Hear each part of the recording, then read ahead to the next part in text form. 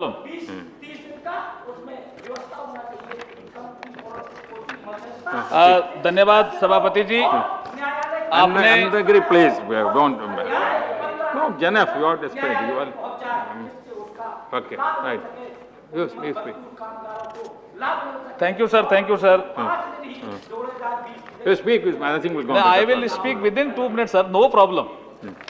Thank you सभापति जी, आपने मुझे the industrial dispute amendment bill 2010 पे बोलने की इजाजत दी, उसके लिए बहुत बहुत धन्यवाद। मैं सीधा बिल पे आ रहा हूं। Chapter 2B, setting up of A grievance redressal machinery. It's a very good suggestion sir. मैं इस 9C में ये जोड़ना चाहता हूं कि जो आपने रिडर्सल मशीनरी बनाई है वो 6 सदस्यीय मशीनरी है। मैं आपके माध्यम से मंत्री जी से ये कहना चाहता हूं कि इसमें 6 मेंबर जो बनाए उसमें आपने महिला लिया, हम उसका स्वागत करते हैं, बहुत अच्छी बात है। लेकिन अधिकतर कामगार जो हैं संगठित क्षेत्रों चाहे असंगठित क्षेत्र हो, उसमें SC ST के लोग बहुत होते हैं।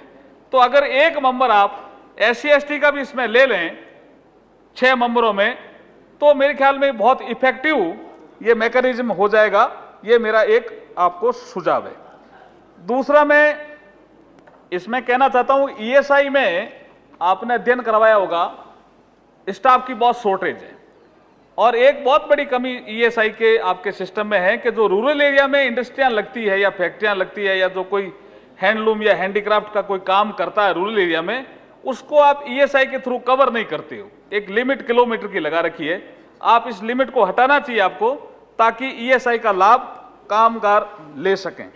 एक मैं आपको इंश्योरेंस स्कीम के बारे में बताना चाहता हूं कि आपकी जो वेलफेयर स्कीम के तहत जो इंश्योरेंस पॉलिसी चलती है असंगठित कामगारों के लिए, चाहे वो ग्रोथ पोल के माध्यम से हो चाहे और कोई योजना के माध्यम से हो, उसमें आपने एक कंट्रीब्यूशन रख रखा है उस असंगठित मजदूर का 1000 रुपए, और आप दूसरा कंट्रीब्यूशन आप लेते हो सरकार की तरफ से, स्टेट गवर्नमेंट देती है।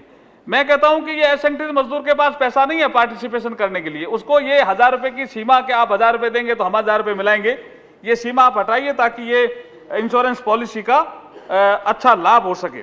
दूसरा इशू मैं लेना चाह रहा हूं, सेफ्टी इशू। मान्यवर, जैसे कोई बॉयलर फट गया और उसमें उसकी डेथ हो गई, अब वो सेफ्टी इशू में वो कहते हैं साहब इसलिए आपने ढंग से नहीं चलाया, उस मजदूर को ही ये दिया जाता है, या कहते हैं कि ये आरोप कि आपने ढंग से नहीं चलाया। वो ये सेफ्टी इशू भी इस बिल में आपको कवर करना चाहिए और उसको विदिन ये इसमें जो आपने 30 डेज का टाइम दिया है उसके तहत उसको हल करना चाहिए। अब ये लास्ट इशू में आपको कहना चाहता हूं कि प्लास्टिक की थैलियां बंद करने का हर सरकार एक निर्णय लेना चाहती है, it's a good suggestion also, good step also, कि भाई प्लास्टिक ये पॉल्यूशन के लिए ठीक नहीं है। लेकिन इसमें जो मजदूर काम करते हैं वो कहां जाएंगे? ये भी इस तरह के जो इशू है जो एकदम से आ जाते हैं अर्जेंट, उस इश्यू को भी रिड्रेस करने के लिए इस मशीनरी में कोई मैकेनिज्म होना चाहिए। इतना ही कहते हुए मैं मेरा स्थान लेता हूं। बहुत बहुत धन्यवाद, आपने टाइम दिया। धन्यवाद। Chowdhury, only 2.